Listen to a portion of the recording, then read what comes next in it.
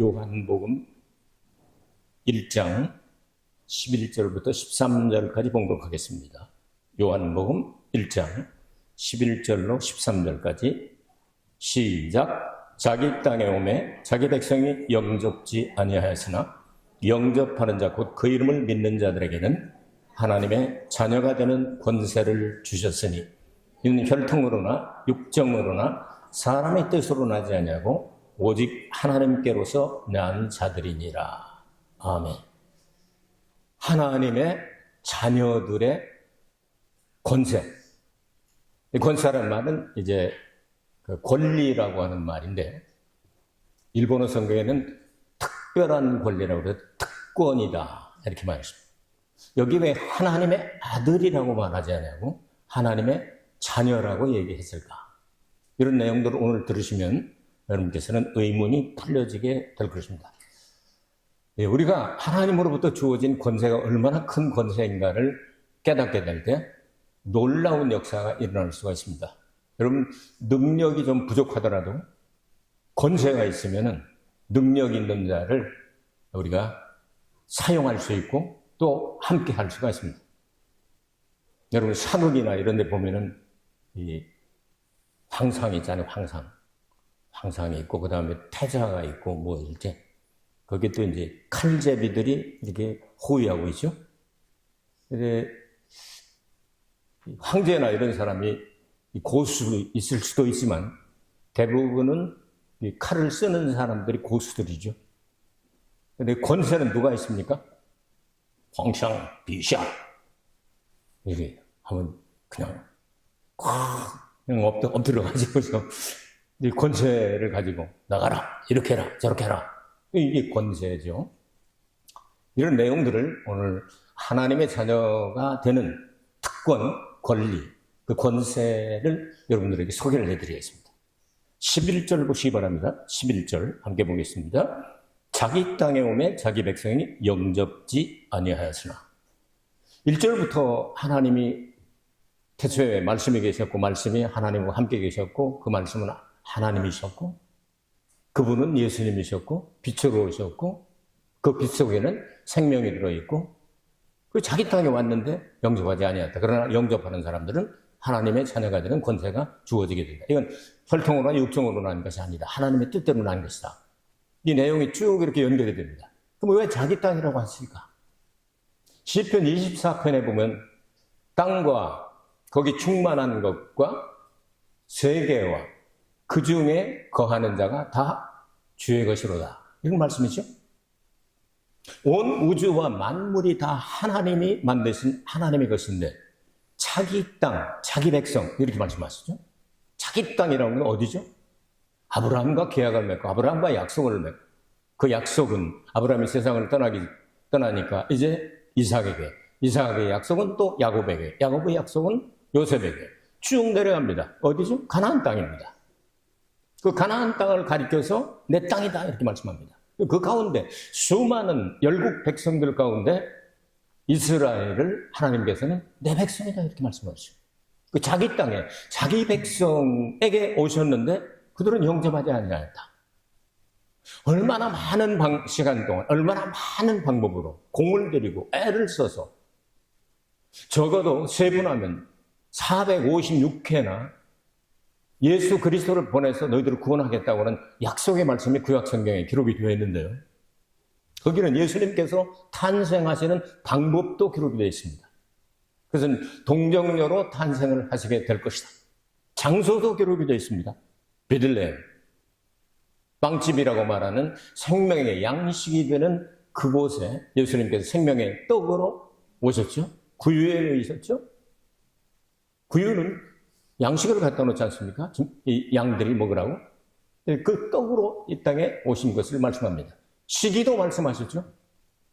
다니엘서 9장을 보면 70일에라고는 유명한 이야기가 나오게 되는데 한 주간을 마지막 대환난 때로 빼놓고 그 다음에 69주간을 예언하셔서 예수님께서 이 땅에 오셨다가 기름 부음 받은 자가 끊어져서 아무것도 남겨놓지 않고 사라지게 될 것이다. 예수님은 뼈도 안 남겨놓고 아무것도 안 남겨놓고 승천하시게 되죠? 기름 부음 받은 자가 예수님이죠? 그 연대를 기록하고 있습니다.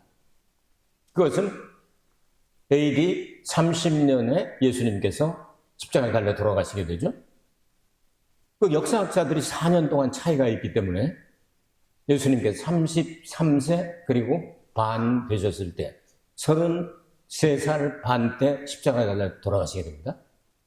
이런 모든 내용들을 다 시편과 율법과 그리고 선지자와 모든 방법을 총동원하여 다 가르쳐 줬음에도 불구하고 그들은 자기 땅에 오신 예수 그리스도를 받아들이지 아니하였다. 이렇게 말씀하고 있습니다. 왜냐? 예수 그리스도를 영접하지 않은 이유가 오늘 성경 본문 앞에 있는데 그들은 어둠을 좋아하기 때문에 빛 대신 예수 그리스도를 받아들이지 않는 겁니다. 왜? 빛을 받으면 모든 것들이 다 드러나기 때문에 어둠을 좋아합니다. 여러분 시골이나 이런 데서 좀 이렇게 건달들 어디를 찾아가죠? 환하게 불 켜져 있고 이렇게 큰 돌이 이런 데가 아니고 좀 골목진데 으슥한데 이렇게 지나가게 될 때 이야 그 애인 이쁘냐 어쩌고 그래가 아주 시골에 그 점잖은 양반이라고 말하는 충청대도요 이 좀 건달들이 있어요. 건달들이 있으면요 연애하는 사람들 거길 그냥 지나가질 못해요. 그냥 막 희약까지하고 결국은 돈 뜯기고 이렇게 가는데 이 골목길을 좋아합니다. 어두운 데를 좋아하는 무리들이 있어요. 동경에도 요즘 그 쥐새끼들이 나와가지고 찍찍거리고 막 왔다 갔다 하는데 요것들 낮에 햇빛이 반짝 뜰 때는 쥐새끼들도요 가만히 깜깜한 데 있다가 밤이 되면 찌깍찌깍찌깍찌깍 하고 돌아다니고 그럽니다. 어둠을 좋아하는 거죠. 사탄이 환한 데를 좋아할까요? 어둠을 좋아할까요? 그가 뭐 깊은 곳에 있던 사탄, 어둠의 세력, 사망의 세력과 연결되어 있는 이거 어두운 거를 좋아하잖아요. 이게 어두운 데서 모든 한 것이 드러날까 봐 빛 대신 예수 그리스도께서 생명 대신 예수 그리스도께서 자기 땅에 다른 나라도 아니고 그렇게 애쓰고 공들이고 그렇게 예언을 하고 그대로 이루어지게 이렇게 했는데도 불구하고 그들은 예수님을 영접하지 아니하였다. 그 11절 말씀이죠. 12절. 그러나 예수님을 받아들이는 사람들이 있죠. 12절 보시면 영접하는 자 곧 그 이름을 믿는 자들에게는 그게 영접하는 자 곧 그 이름을 믿는 자들에게 앞에는 그러나라고는 뜻이 들어있죠. 그러나 영접하는 자 곧 그 이름을 믿는 자들에게는 하나님의 자녀가 되는 권세를 주셨다. 이렇게 말씀하셨습니다. 자, 그럼 하나님의 자녀가 되는 권세를 어떤 사람에게? 영접하는 자, 믿는 자. 여러분 예수님 믿습니까? 영접하셨습니까? 그러면 거듭납니다. 출생하는 거죠. 하나님 집에서 애로 태어나게 되는 겁니다. 여러분 애로 태어났습니다. 어른으로 태어난 분 계십니까? 예? 여러분 어른으로 나온 사람 있습니까? 아담 빼놓고 모두가 다 애로 나오셨어요. 예수님도 애로 나오셨습니다. 온 인류를 구원하시려고. 아담 한 사람을 빼놓고는 전부 아이로 태어납니다. 자녀로 태어납니다. 하나님의 자녀가 되는 권세를 주셨습니다. 태어나면 하나님의 자녀입니다. 태어난 이들에게 하나님께서는 은혜를 주셔서 이게 도저히 우리 집에 들어올 사람이 아닌데 들어오려니까 양자의 영을 부어주셨다 그랬습니다. 로마서 8장 15절에 있어요. 우리가 양자의 영을 받아서 두려워하는 영이 아니라 양자의 영을 받았으니까 어떻게 한다? 하나님을 아빠, 아버지라고 부를 수 있느니라. 자, 여러분 하나님을 아빠, 아버지라고 부를 수 있습니까? 한번 해볼까요? 아빠, 아버지. 그게 아바, 아버지예요. 그게 아빠, 아버지. 그 말이 그 말이에요. 한국 사람들은 원래 이 노아 홍수 끝나고 나서 에벨의 아들이 둘인데 하나는 벨렉이고 하나는 욕단이죠. 그래서 벨렉은 히브리 계통으로 아브라함 자손이 되고 욕단이든지 욕단의 자손이든지 단군이 나오잖아요. 연대가 똑같잖아요. 형제입니다. 에벨의 아들이 둘인데 이렇게 갈라졌단 말이에요. 그러니까 말도 닮은 게 많아요. 암은 그렇고 말고 아빠, 아버지 똑같잖아요. 자, 아빠, 아버지라고 부를 수 있는 이런 특권이 주어지게 됐다. 아무나 그렇게 할 수 있는 게 아니죠. 황제한테 가가지고서 아무나 아버지 그랬다가는 그냥 구족이 멸함을 당하는 거죠. 태자나 아니면 그 아들들이 아빠, 아버지라고 부르시는 거예요. 그 여러분, 하나님 아버지, 우주 만물을 다 만드신 그분을 아빠, 아버지라고 부르시는 게 이 보통 특권이 아니다. 그런 내용이에요. 자, 그리고 이제 여러분, 예수 그리스도의 결혼 대상자가 성경에 기록이 되어 있습니다. 그걸 신부라고도 말하고, 교회라고도 말하고, 어린 양의 아내라고도 말하고, 완성되고 나면 새 예루살렘이라고 계시록 21장에 말씀합니다. 그러면 하나님의 자녀가 되는 권세를 받았으면 지금 결혼식 올릴 정년기가 된 거예요? 아니면 그냥 애로 태어나서 약속을 받은 거예요? 이해가 안 됩니까? 여러분 예수님하고 지금 결혼식 하셨어요? 약속만 받은 거잖아요. 정해진 거잖아요. 여러분 다 민며느리들이에요. 민며느리들. 성장해야 결혼식이 그런데 이거 오늘 메시지의 중심입니다. 하나님의 자녀가 되는 권세를 주셨으니 하나님의 자녀라고 하는 단어. 이 단어의 원뜻은 싹이 튼다 하는 말입니다. 아들하고 다르죠? 싹이 튼다. 여기 씨앗은 생명이 있죠? 이게 그냥 놔두면 씨앗이죠?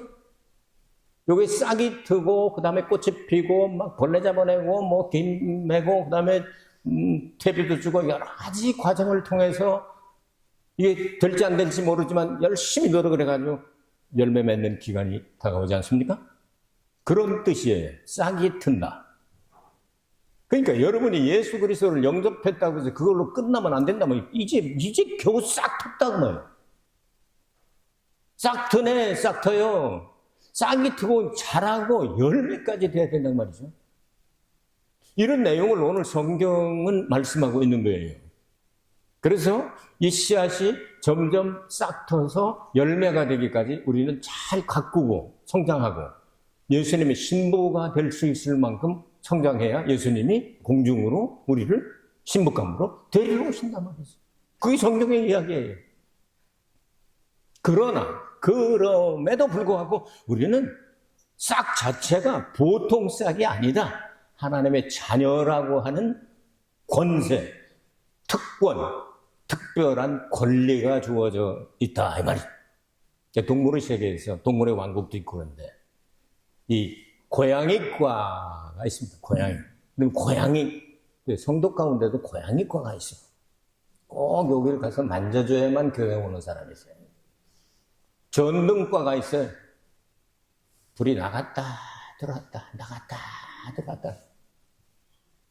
하여튼 연구를 해보면 여러 가지가 있는데요.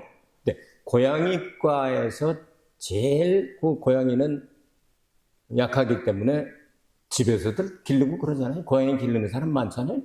개 좋아하는 개파가 있고 고양이 개파가 있고 그래요. 근데 이 고양이과에서 제일 무서운 놈이 있어요. 뭐죠? 애들도 울다가 뚝 그쳐요. 꽃 감는다 그러면 그때 오는 놈이 슬슬 돌아다닌다고 돌아요.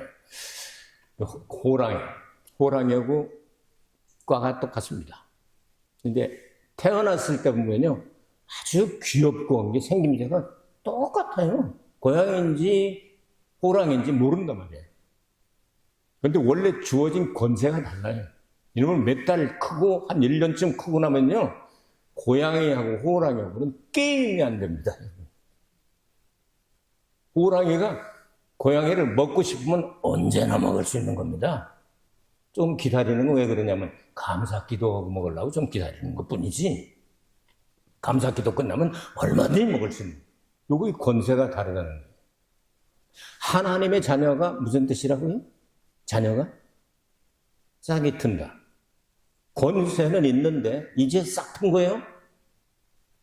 자라보면 알아요. 씨가 다르니까. 자라보면 호랑이같이 사자와 같이 능력 있는 사람으로 바꿔진다고 말이죠.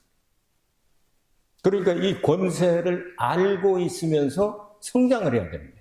성장을 안 하면 그 자리에 있는 거예요. 호랑이 새끼 갖다 놓으면 우리라도 이겨요. 마이크 타이슨 아니다도 우리라도 이겨요. 쬐그만 거 갖다 놓으면 호랑이 새끼 그거 못 이겨요? 그럼 호랑이 큰 놈 갖다 놓으면 우리가 어떻게 이겨요? 못 이기잖아요. 하나님의 자녀가 되는 권세는 싹이 터서 성장해서 열매가 되는 그런 과정이 필요하다. 금방 그냥 막 신부감이 드는 게 아니에요. 시련과 역경과 환난, 권고, 핍박, 기근, 적신, 위험, 칼 이런 여러 가지를 다 겪으면서 모든 것들을 다 겪고 난 다음에 주님께서 합격을 시킨 사람이 예수님의 신부에 들어가는 거예요. 아시겠어요? 그런 내용이에요. 13절 보겠습니다. 13절. 이는 혈통으로나 육정으로나 사람의 뜻으로 나지 아니하고 오직 하나님께로서 난 자들이니라. 자, 하나님께로 났으니까 하나님의 아들이라고 될 수가 있겠죠? 그런데 하나님의 자녀라고 왜 기록을 했을까? 아직 안 컸다고 말이에요. 그럼 하나님의 아들이라고 부름받을 수 있는 사람이 누굴까? 우선 구약 성경에서는 천사를 하나님의 아들이라고 표현했습니다. 그렇죠? 나중에 우리가 예수님의 보혈을 공로를 통해서 죄 씻음 받고 하나님의 자녀가 되어서 성장해서 하나님의 아들, 맏아들의 그 동생들처럼 예수님과 한 몸이 되게 될 때 하나님의 아들들이라고 말합니다. 하나님의 아들들. 자, 그러면 성경에 보면 하나님의 아들 단수가 있어요. 그것도 또 독생자라고 하는 단어를 사용하는 적이 있어요. 그것은 오직 예수 그리스도에게만 해당이 됩니다. 독생자라는 말씀이 신약 성경에 5번 나옵니다. 함께 보죠. 요한복음 1장 14절 시작. 말씀이 육신이 되어 우리 가운데 거하심에 우리가 그 영광을 보니 아버지의 독생자의 영광이요 은혜와 진리가 충만하더라. 독생자는 모노게네스란 말인데 한 번밖에 없는 거예요. 영원히. 천사들은 독생자가 될 수 없는 거예요. 몸이 없잖아요. 독생자 뜻은 하나님의 말씀이 사람의 모양으로 사람으로 나아졌다, 탄생했다. 홀로 하나인데 태어났다 이 말이에요. 독생자. 한자가 진짜 뜻 글자로 잘 만들어졌죠. 독생자 이상으로 설명할 수가 없어요. 영어 성경 firstborn이라고 먼저 났다. 1등으로 나왔다고. 맏아들을. 그럼 여기서는 그래서 그 앞에다가 독생자라고 할 적엔 the only begotten son 이렇게 얘기해요. 그러니까 하나밖에 없는 영원히 유일하신 독생자다. 그분이 이 땅에 오셨다. 그분을 바라보니까 하나님의 은혜와 진리가 충만하더라. 자, 1장 18절이요. 요한복음 1장 18절 시작. 본래 하나님을 본 사람이 없으되 아버지 품속에 있는 독생하신 하나님이 나타나셨느니라. 이게 독생자라는 뜻이에요. 모노게네스. 똑같은 단어예요. 자, 그 다음 요한복음 3장 16절. 안 봐도 되잖아. 이건 여러분 다 아시잖아. 시작. 하나님의 세상을 이처럼 사랑하사 독생자를 주셨으니 이는 저를 믿는 자마다 멸망치 않고 영생을 얻게 하려 하십니다. 아멘. 요한복음 3장 18절 또 한번 읽어볼까요? 시작. 저를 믿는 자는 심판을 받지 아니하는 것이요 믿지 아니하는 자는 하나님의 독생자의 이름을 믿지 아니하므로 벌써 심판을 받은 것이니라. 그렇죠? 곧 독생자죠? 한 군데 더 남아서 요한일서 4장 9절 시작. 하나님의 사랑이 우리에게 이렇게 나타난 바 되었으니 하나님이 자기의 독생자를 세상에 보내심은 저로 말미암아 우리를 살리려 하심이니라. 아멘이십니까? 딱 5번 요한만 사용한 단어예요. 그러니까 요한이 성경을 제일 마지막에 기록하잖아요. 그러니까 다른 사람들이 다 기록한 걸 쭉 보고 빠진 거는 내가 마지막에 다 기록해 넣어야지. 빠진 거를 기록을 한 거예요. 독생자를 5번 했죠. 그럼 예수님이 독생자 한 분으로 계시면 다른 하나님의 아들은 천사 말고 사람으로서 하나님의 아들이 있어요, 없어요? 예수님 형님이 있어? 동생이 있고 사촌이 있고 그래요? 독생자는 하나밖에 없단 말이에요, 영원히. 그럼 아무도 구원 못 받잖아요. 하나님의 일이 땅에 떨어져.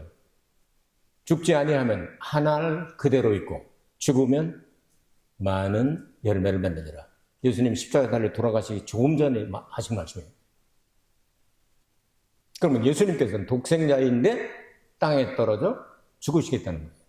그러니까 많은 열매, 곧 예수님과 같은 형제들을 많이 태어나게 하시겠다는 거예요.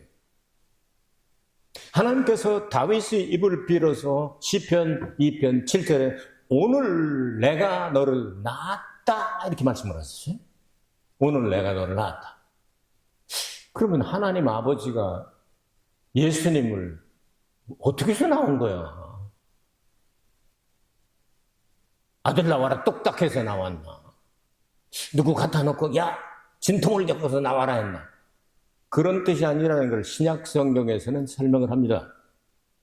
그것은 사도행전 13장 33절에 예수님이 독생자로 십자가에 대속의 피를 흘리고 죽으시고 부활하실 때 오늘 내가 너를 낳았다 해서 부활하실 때 새롭게 이름을 붙여준 이름이 맏아들이라는 뜻입니다. 성경에도 공교롭게도 맏아들이 5번 나옵니다. 읽어볼까요? 로마서 8장 29절 시작. 하나님이 미리 아신 자들을 또한 그 아들의 형상을 본받게 하기 위하여 미리 정하셨으니 이는 그로 많은 형제 중에서 맏아들이 되게 하려 하십니다. 형제가 있어요 없어요? 부활하시고 난 다음에 형제가 생긴 거예요. 예수님의 부활로 구원받은 사람들이 형제가 된 거예요. 그래서 우리가 예수님을 맏아들이 되게 해야 되는 거예요. 진짜 하나님의 아들이 돼가지고. 이해되어졌어요? 법적으로 맏아들은 독자가 될 수도 있고 독자가 아니고 형제가 있을 수도 있는 거죠. 제일 먼저 나오면 맏아들이죠. 그렇죠? 그 맏아들로 끝나는 게 아니고 동생들을 많이 낳을 수 있는 길을 열어 그 부활이다. 그래서 예수님이 부활의 천열바가 되신 거예요. 그래서 성경은 예수님 부활의 천열바가 되고 그 다음은 성도들의 부활이 있고 그 다음은 불신자들의 마지막에 부활이 있다. 그 부활은 3번 있다. 예수님 성도의 부활, 불신자의 부활이다. 성경대로 여러분 정리해 주시기 바랍니다. 자, 그럼 골로새서 1장 15절 읽어요. 시작. 그는 보이지 아니하시는 하나님의 형상이요 모든 창조물보다 먼저 나신 자니. 먼저 나신 자니 이렇게 번역을 했죠. 이 말이 프로토토코스라고 똑같은 맏아들이란 뜻입니다. 맏아들이란 단어를 맏아들이 먼저 난 자잖아. 번역을 그렇게 해놔서 그러지 똑같은 단어다 그 말이에요. 맏아들이시니 그렇게 읽어도 되십니다. 그 다음 골로새서 1장 18절 똑같아요. 시작. 그는 몸인 교회의 머리가 그 근본이요 죽은 자들 가운데서 먼저 나신 자니 이는 친히 만물이 으뜸이 되려 하시며 이것도 맏아들이라는 뜻입니다. 프로토토코스 똑같은 단어예요. 이것도 부활과 연결이 되어 있죠? 죽은 자 가운데서 먼저 나셨으니까. 자, 그러면 히브리서 1장 6절을 봅시다. 예수님이 재림하실 때 독생자로 오시나 아니면 맏아들로 오시나. 히브리서 1장 6절 시작.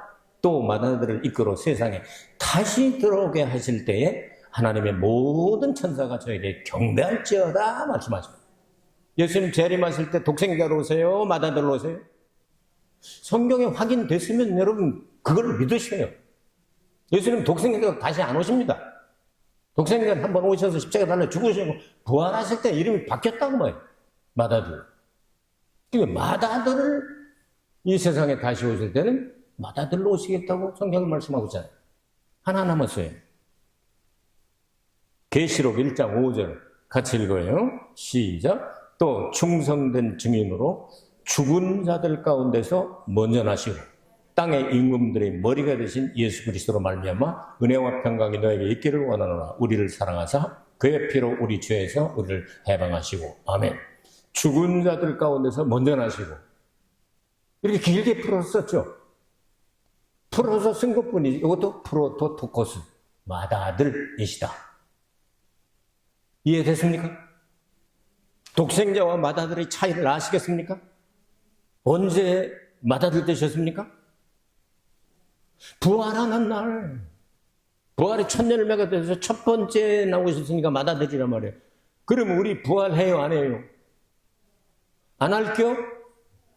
할 거죠. 그러니까 예수님이 맏아들이 되셨으니까 법적으로 우리도 부활을 하게 될 때 예수님의 형제가 뭐 하는 사람이에요? 형제가 뭐예요? 유산 상봉석 받을 때 형제가 빠져요? 안 빠져요? 안 빠지죠. 유산이 있으면 똑같이 나눠 갖는 거예요. 그리고 유산은 뭐예요? 영생복락을 노리는 하나님의 영원한 계획 속에 하나님의 나라를 상속하게 될 때 예수님만 상속하는 게 아니고 예수님 안에서 맏아들이고 그 다음 예수님의 피로 하나가 된 사람들은 하나님의 아들들이 돼서 같이 상속한다 그 말이에요. 인연하시겠죠? 여러분 복습을 해놓으시는 게 참 좋을 것 같아요. 자, 하나님의 자녀가 되는 권세에 대해서 여러분에게 말씀을 드렸습니다. 하나님의 자녀가 무슨 뜻이라고요? 싹이 튼다는 뜻이에요. 싹이 트면 꽃이 피고 성장해서 열매가 되어야 되죠. 그러면 그 권세를 우리는 지금 가지고 있어요, 없어요? 있지요. 근데 지금 우리는 성장이 다 됐어요, 안 됐어요? 지금 예수님 안 되지. 2살을 먹은 이 여자애 데려다가 야 우리 결혼식 하자. 그 소꿉장난에서 하는 얘기지. 어른하고 결혼시키려고 그러면 그 사람이 볼 때 이상하잖아요. 그러나 정말 때가 된다.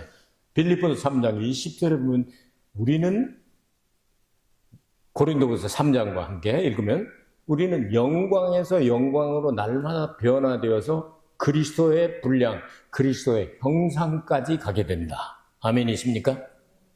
그때 우리는 혼인 예식을 올리게 되는데 너무나 기쁜 장막절의 완성 1000년 동안 계속됩니다. 그것을 예수님이 다스리는 1000년 왕국이라고 말씀하는 겁니다. 그 신부들은 예수님과 함께 왕 같은 제사장이 되어서 아직 부활하지 못하고 땅에 있는 불신자들 다스리는 거예요. 우린 공중에 본부를 두고. 그때 우리는 부활의 옷을 입었으니까 자유자재예요. 자율주행이 가능한 사람들이에요, 우리는. 아시겠어요? 이런 엄청난 세계가 눈앞에 지금 다가오고 있다, 이거죠. 그의 하나님의 자녀가 되는 권세를 받은 거예요. 그 권세가 이제 점점 세지게 되고 강해지게 되는 거죠. 그 자녀가 성장합니다. 환난이 오나 핍박이 오나 두렵지 않다. 내일 일은 난 몰라요. 하루하루 살아요. 불행이나 여행함도 난 몰라요.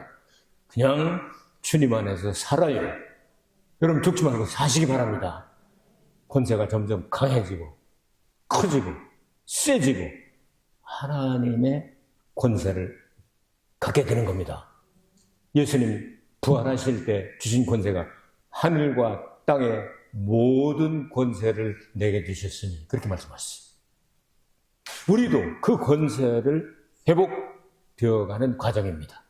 그렇기 때문에 하나님의 자녀라고 하는 뜻은 싹이 튼다는 뜻이다. 이제 하나님의 자녀로서 싹이 텄으니까 꽃이 피고 열매를 맺는데 벌레도 붙고 바람도 불고 환난도 다가오고 핍박도 다가오고 별별 일이 다가오지만 그래도 나는 오직 주님만 산꼭의 백합화처럼 가겠다. 이러고 매달려서 주님 앞에 꼭 붙잡니다. 이 세상의 모든 일들 다 작은 일들입니다, 이거. 거기까지 가야 신앙의 성공이라고 말할 수가 있습니다. 여러분 그렇게 되기를 주의 이름으로 축복합니다. 하나님 아버지, 우리 새 예루살렘에서 영원 세세무궁토록 살 때까지 과정이 남아있지만 우리는 하나님의 자녀가 되는 권세를 받았사오니 절대로 누구에게도 지지 않습니다. 마귀도 이기고 끝까지 승리합니다. 인도하여 주옵소서. 예수 그리스도 이름 받들어 기도하옵나이다. 아멘. 88장 찬양. 요한의 권시오 이시오 주이치가라 주삼마대 오요미타시마쇼. それでは一緒にお読みいたします。せーの。この方はご自分の国に来られたのに、ご自分の民は受け入れなかった。しかしこの方を受け入れた人々、すなわちその名を信じた人々には、神の子供とされる特権をお与えになった。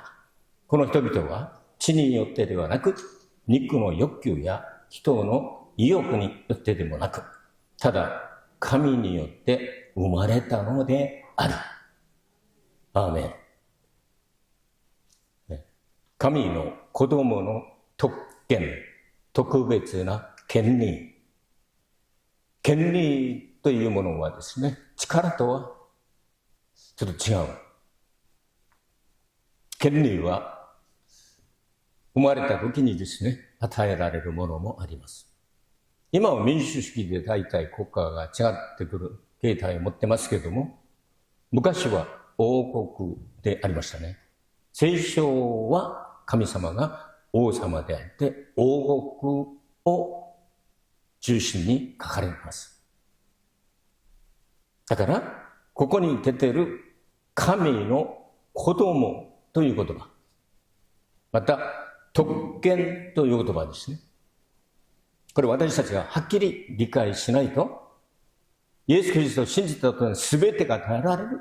このように錯覚しやすいんですけども、そうではないことを今日皆さんに紹介し、私たちがどのように受け止めればいいかな、このように考えていきたいと思います。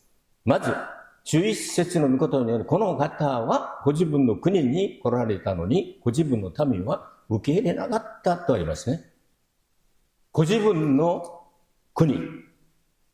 アブラハムから神様は多くの人々の中で、神の先民として選んでくださいました。それをイサクに継がれ、またイサクのヤコブに継がれ、ヨセフ、続けてずっと継がれいきます。そして約束されたこの自分の国の土地はカナンと言われるところでありました。だからカナンは誰が住んでいても神様の約束の地でありますから、占領しなければならない。これイスラエルに与えてくださった国であります。で、イエス・キリストはそのご自分の国に来たということは、神様が特別に選んだイスラエルの地にイエス・キリストが来られた。イエス・キリストが来られるという約束は旧約聖書に細かく分解すれば456回もあります。その時期も書いてあります。この時期はイエス・キリストが33歳頃、いわば A で30年、紀元後30年頃に十字架に処刑されます。これを遡っていけば、ダニエル書9章に出ている内容と一致します。だから、ローマ時代、イエス・キリストは聖人として現れることが聖書に書いてあります。時期も合ってます。方法も合ってます。イエス・キリストは旧約聖書ではアルマという言葉ですけれども、若い女性。新約聖書はパルテノスという言葉はですね、処女を意味します。処女マリアを通してお生まれになる。約束通りに。また、ベツレヘムの5章2節によりますと、イエス・キリストがご自分の国の中でも特別に命のパンの家と言われる、命のパンとしておられるベツレヘムというところにお生まれになる。ご自分の国にイエス・キリストは来られた。ヨハネの1章1節から読んでいけば、イエス・キリストは神である。御言葉が人となじますけども、このイエス・キリストは明るい光を照らす方として来られた。しかし、ご自分の民、ご自分の国に来られたんですけれども、闇が好きで、自分たちの罪が表されることが嫌いで、イエス・キリストを受け入れなかったという内容です。11節まで。ほら、この、私たちもこの田舎生活もしたし、また、都市の生活もしたし、また世界のいろいろなところを回ってみたんですけれども、やっぱりこの、孤児と言いましょうか、この人があんまり、通らない、ちょっと偏見なところ、また暗いところ、そんなところに、大体この不老者たち、ちょっと良くない人たち、ちょっとなんか、暴力団みたいな奴らが集まってるんですよ、そこなんです。これそういう通る時にはですね、お前金出せよ。とかですね、悪い奴がいる。そこに明かりをつけたらですね、大体いなくなるんですよ。暗闇好きなのはですね、明るみに足されたら困るわけであります。暗闇の元凶は誰でしょうか？悪魔、サタンですよ。だから悪魔、サタンがどうしても見えないところで、暗いところで、本当に悪い計画を企てて、さーっといた。もしかしたら、明るいところでやるとすれば、明るい天使のマスクをかぶって働きます。だから自分も栄光の天使のようなマスクをかぶってるから、人たちが見るときにもキラキラ輝きますから、あれも天使かな思うんですけれども、その中身は悪魔サタンですね。死もやっぱり闇ですね。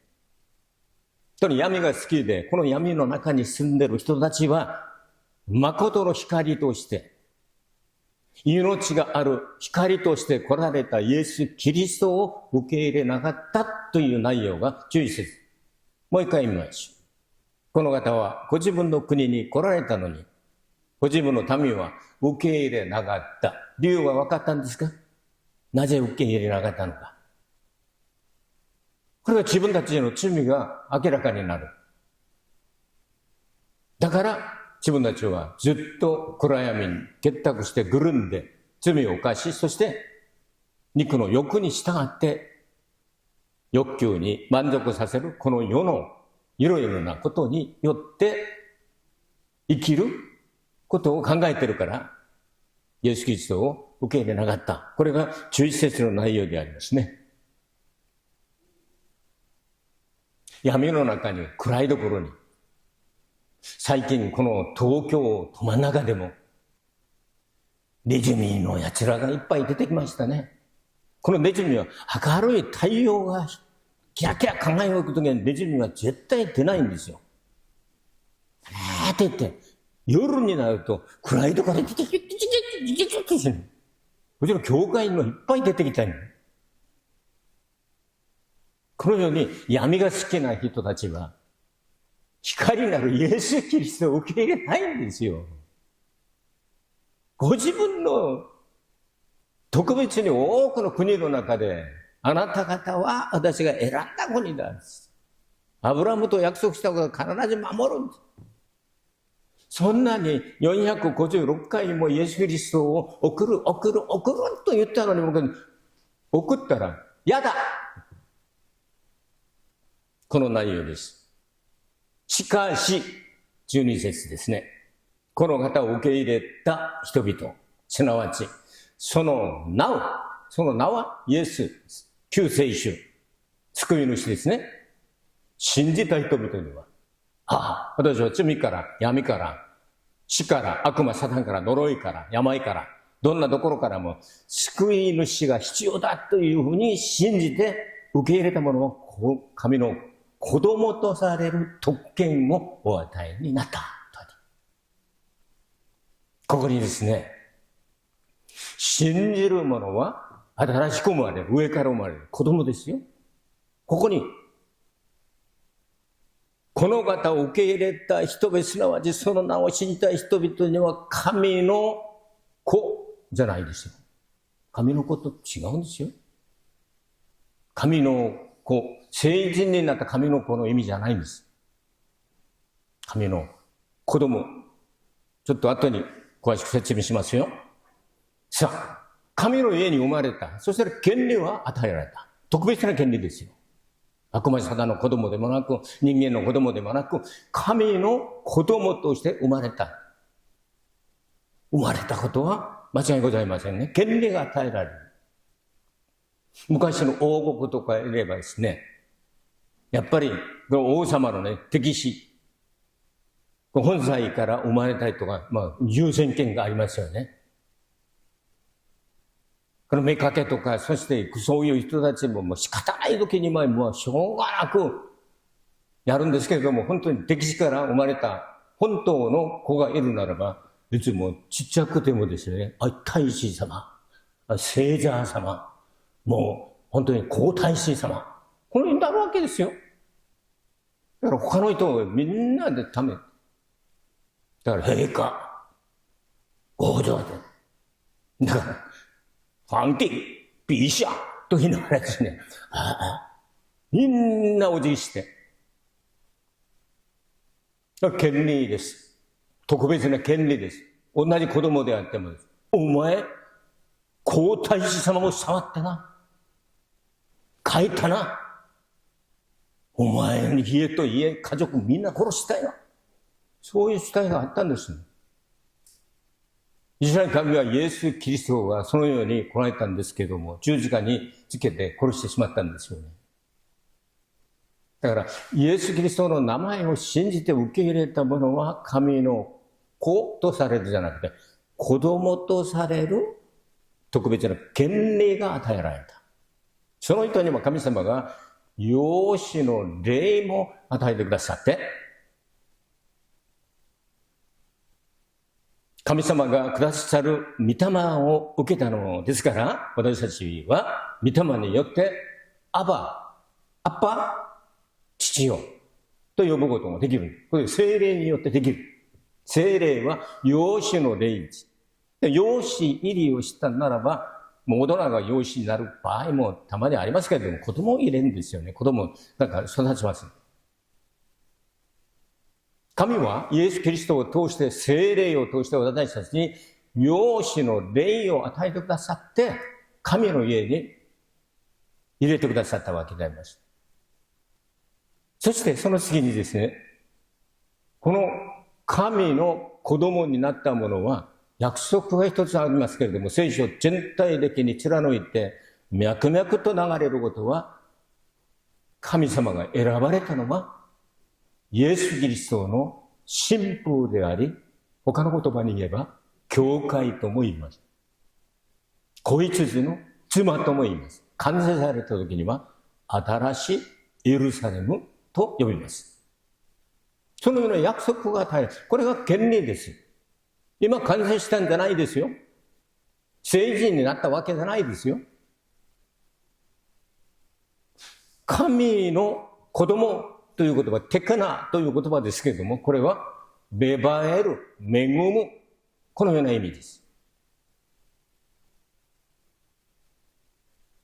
種に命がある種は、そのまま実を結ぶことができないんですよ。芽を出して花を咲き、またいろいろな苦しみを経て、やっと成長して実がなった時に刈り入れができるようになる。神の子供という意味は、芽を出す、芽生える。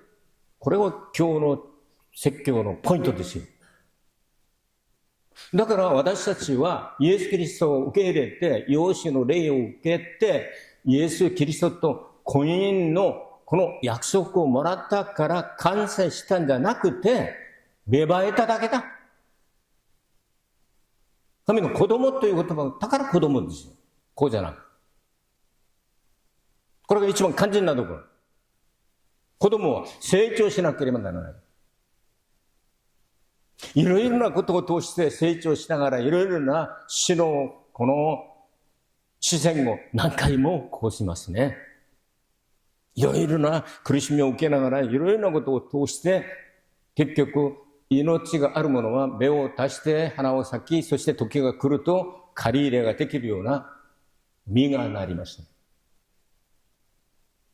イエス・キリストが現れたのはいつなんですか？子供の時働きましたか？違いますよ。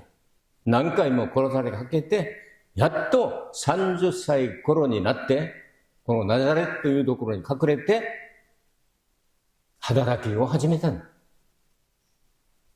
だから33歳に十字架に処刑されますけれども、33歳が一番いいと言われますよね。子供っぽくもなく、年寄りでもなく、一番いい時じゃないかな。33歳いらっしゃいますか？最高の時ですよね。イエス様が33歳頃に現れて、十字架の上で死なれたでしょ。だったらイエス・キリストの相手である、イエス・キリストの新婦である、イエス・キリストの教会である、子羊の妻である、教会も、イエス・キリストの33歳頃のこの栄光に満ちたるものにまで私たちが行かなければならない。これが神の子供という肝心なところです。子供は目を足す、芽生える、このような意味ですよ。だから成長しなければならない。生まれた、養子入りをした、婚姻の約束があったとしましても、成長しなければならないんですよ。皆さん考えて、この世間でも同じですよ。2歳、3歳の可愛い子供で、結婚しよう。これは、ママごっこでしょう。本当の結婚は、やっぱり成人になった時にあるでしょう。だからイエス・キリストが私たちに特別な権利を与えてくださって、神の家に生まれるようにして、養子入りをして、婚姻の約束をして、聖霊を送って、成長させて、イエス様が、このぐらいなら私の妻になる、教会と一心同体になるという時に、イエス様は空中に連れに来られるわけですよ。これが完全な内容ですね、今日。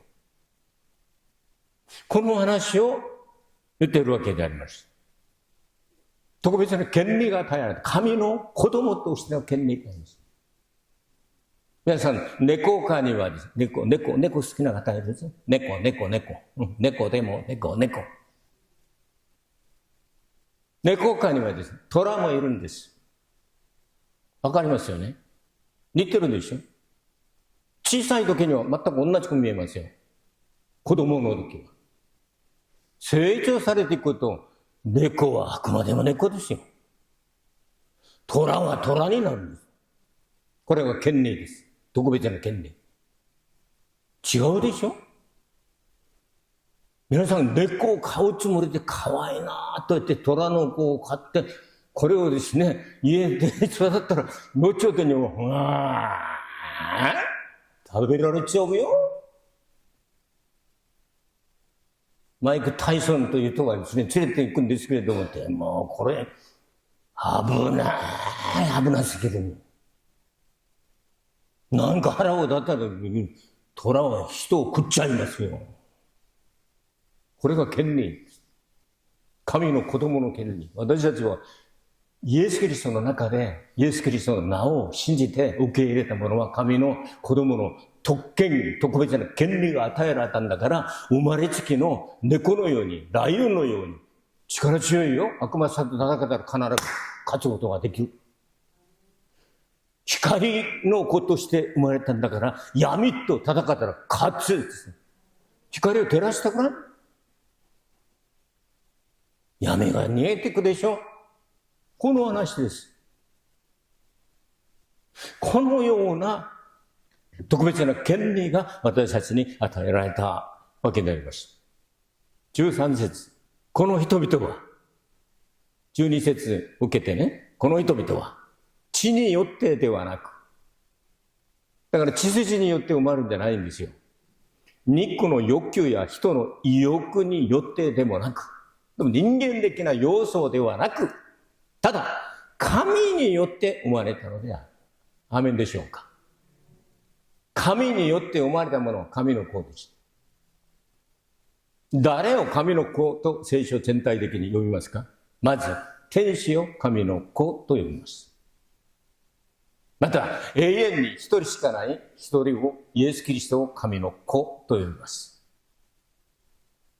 私たちがイエス・キリストを通して救われた後に神の子と呼ばれます。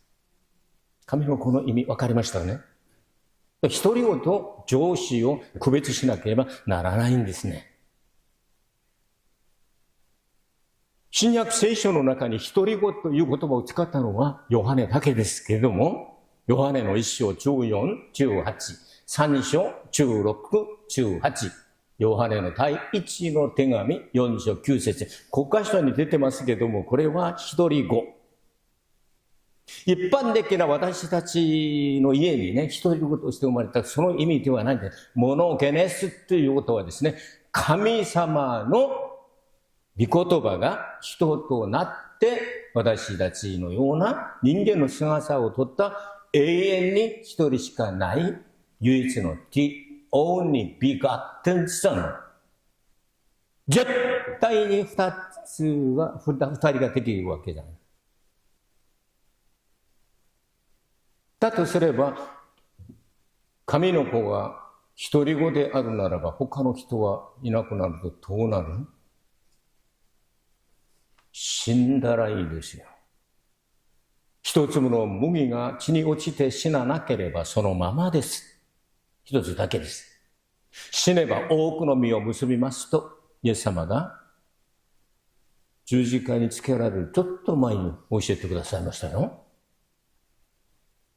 だから、イエス・キリストが独り子として来られて、贖いの死をもって十字架の上で死なれるんですけども、詩編2編7節によりますと、今日私があなたを産んだという言葉があります。このようにして、人の働き、私たちが探してみれば、人の働きでは、この産んだというふうに神様が宣言された絵は、よみがえりの日ですと書いてあります。理解できますか？独り子だったんですよ。しかし、長子、独り子ですけれども、長子と言われる時がある。この時は、復活された日、死者の中から初を通してのよみがえりの日。最初に生まれたんだから、長子という言葉を使います。不思議にも、新約聖書の中に、長子という言葉が私たちの翻訳本に、この日本語とか韓国語、英語にはなってないんですけれども、聖書の言語と言われるギリシャ語には全く同じ言葉、このプロトトコスという言葉が5回出てます。まず、ローマ書8章29節にあります。コロサイ1章15節、そして18節にもあります。ヘブル書1章6節に、長子としてイエス・キリストは再臨されると書いてあります。黙示録1章5節にも、プロトトコス、長子という言葉が出ています。翻訳するときに私は死んだものの中で最初に生まれたとか、そういうふうに解釈してね、説明形で、書いてあるから我々の聖書だけを読んだらわかりませんけども、ギリシャ語の聖書を読んでみたら全く同じ言葉です。独り子が復活されることによって、長子という称号が与えられたならば、長子の次の子供もできる可能性の道が開かれたということになります。長子は独り子も言えますけども、独り子として最初に生まれたんだから、しかし、次男坊三男坊がずっと生まれることもできる道が開かれた。これが神様の子供の特権でありました。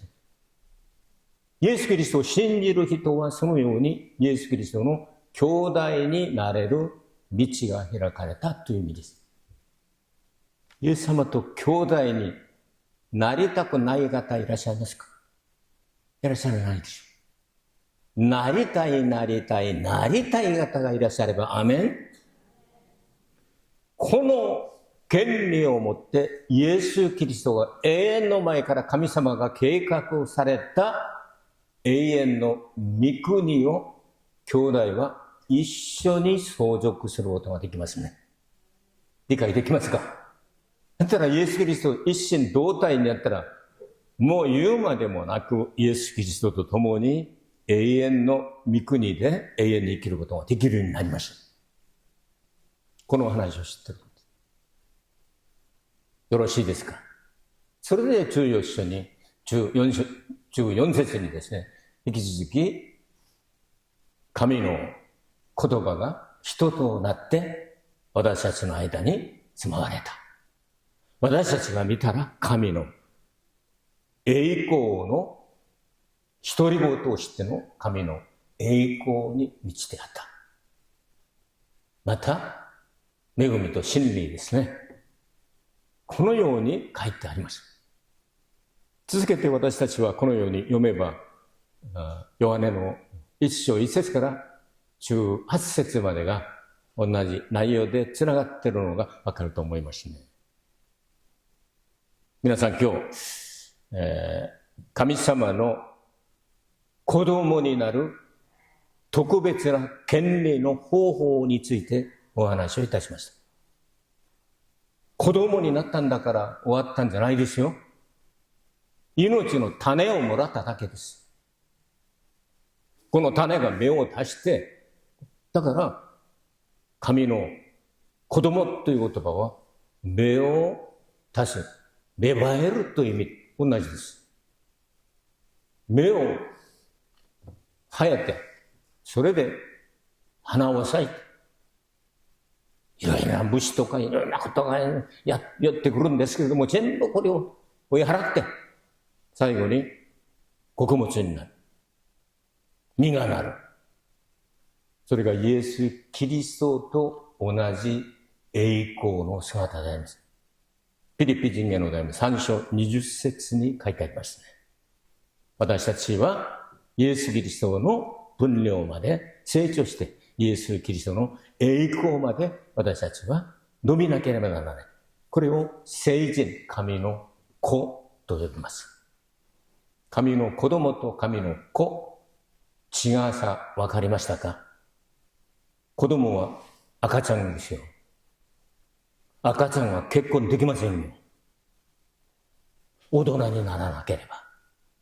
成人にならなければ。それで成人、完成した大人になった時にイエス・キリストが空中に現れて我々を引き上げてくださるはずです。そしてイエス様が、この世をまたと一緒に千年王国を一緒に治めましょう。このように言ってくださるんですよ。この日を私たちは待ち望み、そしてそれが終わりますと、この国を父なる神様に捧げると黙示録に書いてありますね。そしたら神様が二度とあなた方と離れることない。だから第三の天から神の御臨在があって空中で幕屋を作ってイエス・キリストの神父になった教会と余裕限りなく余裕限りなく永遠に一緒に住むと書いてありますよ。皆さん、神様の子供が何の意味か分かりましたか？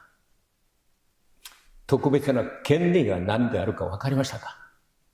分かったら皆さん、また私たちは成長の過程でありますけれども、絶対に虎は虎、猫は猫ですよ。私たちは神の子に完成されます。誰にも負けませんね。光の子ですよ。闇に勝つ。神の子だから悪魔、サタンと戦って勝ちますよ。死と戦って勝ちますよ。その間にイエス・キリストの血潮によって清められたり、生まれ変わったり、養子入りをしたり、婚姻の約束が成人になった時には結婚式をやったり、いろいろなことがありますけども、私たちには神の子供の特権がお与えになりましたよ。絶対に皆さんを軽く見ないでくださいよ。馬鹿にしないでくださいよ。ああ、こんなもの、そんなに軽蔑しないでくださいよ。神の子になれるんだ。今はまだ子供っぽいところが残ってるんですけども、してるんだ。それで成長するんだ。成人になるんだ。神の子になるんだ。このような考えを持ちまして、この世の中に入って、シャー戦って勝ってください。猫、お前、今ちょっと大きく見えるんだけど、ちょっと待ってよ。俺、トラだから、もうちょっと大きくなったら、これ一発で俺は追い払うことができますよ。って言ったら、にゃーん、見えちゃうでしょうね。このような生活の中で、自信感を持って、イエス・キリストのゆえに、私たちが救われたことを感謝しながら、この一週間お過ごしください。主の神様ありがとうございました。私たちは神の子になれる人ですけども、まだ子供のところが残ってあります。早く成長して、神様が与えてくださった特別な権利を行使することができますようにお願いをいたします。イエス・キリストの皆によってお祈りいたします。アーメン。主に栄光の拍手を捧げましょう。